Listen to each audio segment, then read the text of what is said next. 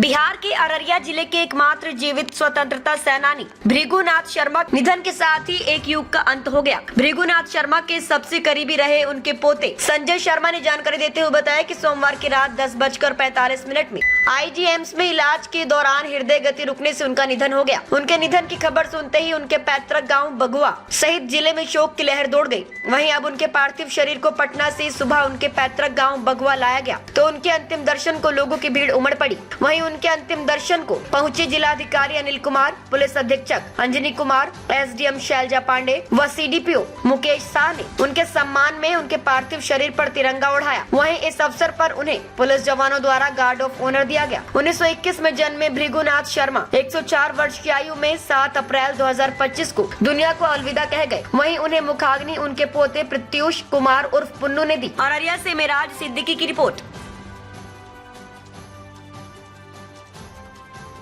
25 में हुआ है। इस 104 साल की यात्रा जो इनकी रही भारतीय स्वतंत्रता संग्राम में इन्होंने बढ़ चढ़ के भाग लिया। जब फॉरबिसगंज इलाके में गांधी जी आए 2 बार, एक बार फॉरबिसगंज आए, दूसरी बार फुलकाहा आए थे, उसमें भी गांधी जी के साथ थे। डॉक्टर राजेंद्र प्रसाद जी फॉरबिसगंज भी आए थे और कुआई भी आए थे। और क्योंकि हम लोग मूलवासी छपरावासी हैं तो राजेंद्र बाबू से हम लोग का पारिवारिक रिलेशन, क्योंकि उस समय छपरा जिला ही था तो हम लोग अगल बगल जिले के भी हुए, उस कारण से राजेंद्र बाबू से भी इनको ये है।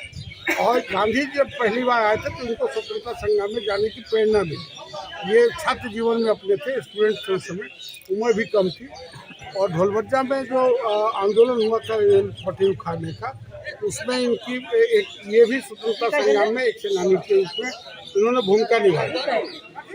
जब भारत का जो उस समय का तत्कालीन अंग्रेज शासनकाल में जो जेल था, उस जेल में भी है। और जब जेल से छूटे कोराला परिवार जो बिहार नगर नेपाल में है, उनसे हम लोग का पारिवारिक संबंध होने के कारण कोराला फैमिली के सुरक्षा में है।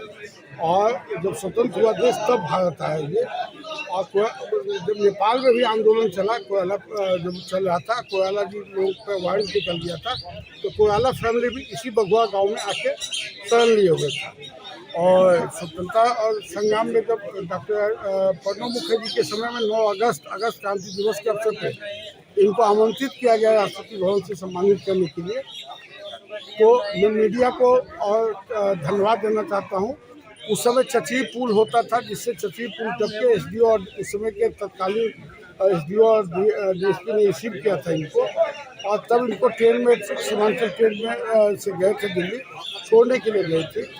और उसके बाद हिमांशु सर जब जिला पदाधिकारी बन के आए तो भारत नेपाल सीमा विकास योजना जो गृह मंत्रालय भारत सरकार का है, उसके तहत इस गाँव को मॉडल गाँव घोषित किया गया।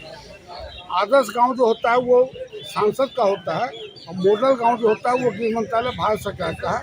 तो बगुआ जो है 429 आदर्श गांव है इस जिले में, अररिया जिले में, जिसमें एक ही बगुआ मॉडल गांव को चयनित किया गया है। अभी जिला पदाधिकारी महोदय आए थे, कुछ जानकारी ले रहे थे जिला पदाधिकारी महोदय कि क्या क्या हिमांशु सर के समय का काम बाकी है, उसको कैसे विकसित किया जाए और उनके नाम को, क्योंकि आज के डेट में अंतिम स्वतंत्रता सेनानी, और जहाँ तक मुझे जानकारी है कि पूरे पूर्णिया प्रमंडल में इकलौते होंगे शायद। तो ये उसमें आज हम लोग के बीच छोड़ के चले गए हैं। भरा पूरा परिवार है, 4 दादाजी का हमारा परिवार है जो संयुक्त परिवार आज भी भारतीय संस्कृति में संयुक्त परिवार है। और मेरे छोटे दादाजी थे। ताज़ा खबरों से जुड़े रहने के लिए हमारे चैनल को सब्सक्राइब करें और बेल आइकन को दबाना ना भूलें ताकि हर खबर की नोटिफिकेशन आपको मिलती रहे।